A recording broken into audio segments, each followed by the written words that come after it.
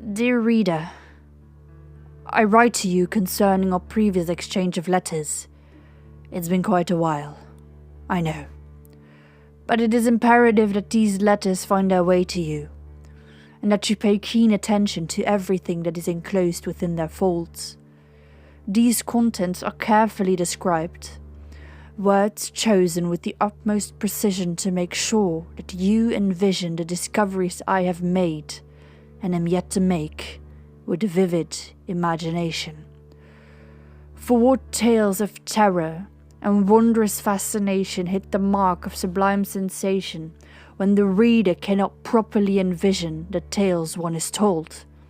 So beware, for the journey I am about to embark upon will change my spirits in any matter possible, be it for good or for worse.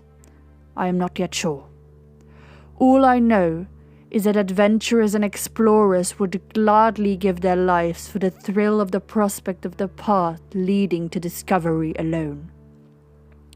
Now for the matter at hand. As you might distinctly remember from our previous exchange, I did eventually manage my check-in into the Corbeau, the small inn on the edge of town just shy of the moors. For reference, check the final paragraph of my previous letter. The man behind the counter offered me a strange look when I entered the small establishment at the heart of town, with a suitcase in hand and my coat hanging limply over my arm. I inquired about the room for let, as indicated on the plaque just outside. The rain had nearly obscured the message with its frequent downpour, but my eye was sharp and detail-oriented, my person determined. The innkeeper could not comprehend what a person of my distinction could possibly have to find in a small town such as Ravenvale Hollow.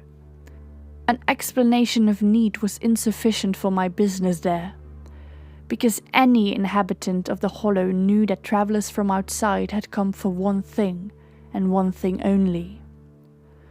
The innkeeper offered me the key with a certain apprehension, his hand solid as I took it from him, and he offered me the directions to where my room was located. I readied myself for the night, and long lay listening to the sounds of the village and the moor surrounding it for kilometers and kilometers on end. Now, dear reader, all previous semantics aside, let us get to the matter we so deeply discussed in the letters preceding the one you are reading right now.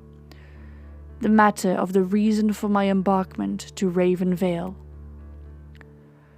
2 days I spent prowling the city streets, attempting to unearth information concerning the red line staining the story of my excursion. But not a single villager was willing to yield any form of information on my subject of inquiry. So I had to take matters of studious discovery into my own hands. On the 3rd day of my stay, I readied myself for a hike across the moors. 5 kilometers and then some it took to get from Ravenvale Hollow to the woods that lay all the way on the other side of the moors. Briar Grove. That is the name of the deep, dark woods where souls go to die according to the legends told by the villagers of Ravenvale Hollow. This I know because of my studies preceding my journey to the hollow itself.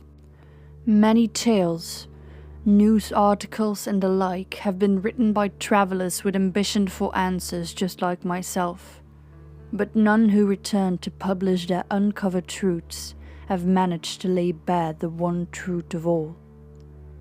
What are the secrets hidden beyond the walls of Briar Grove Hall? Yes, reader, the mansion we discussed for so long. Briar Grove Hall, and the tales of the house that kept me awake at night ever since I was a young child. It does, in fact, exist. I am aware that I alluded to a hope of its existence in my previous letters, staining my words with a faint non-belief of its being. I know I told you that I ventured all the way out to Ravenvale to unmask the story of Briar Grove Hall for the hoax that it is, but I cannot fool you any longer. I did not wish to scare you off with my tomfoolery of believing childish horror stories meant to keep the younger generation in line. I could not risk to lose my only confidant in the bustling world of publishers and contacts, someone who would be able to bring to the public the stories I am about to unearth and discover on my travels. The woods did not yield any form of entrance on my attempt to get near the location of where the mansion ought to be situated. Darkness fell quickly across the world, quicker than I had anticipated. I had left just after noon and returned just before 10. A storm had started when I was halfway back across the moors, rain falling in a heavy downpour yet again, obscuring 2 meters before and behind me. I scarcely made it back to the inn, to my room and belongings. The innkeeper did not feign his surprise when he saw me enter through the front door again, crossing the threshold, nor did his stare leave my backside as I walked up the stairs, tired and weary but not yet defeated, on my way to my room. I had not missed the plaque next to the front door when I had entered the inn, telling travellers there was a room for let inside it. It had not been there for the 2 days I was exploring the town. My stuff was promptly delivered to my room by a chambermaid scurrying past me when I stepped from the landing onto the first-floor hallway. Clearly none of the villagers suspected I'd make it back in this weather, but I feared not.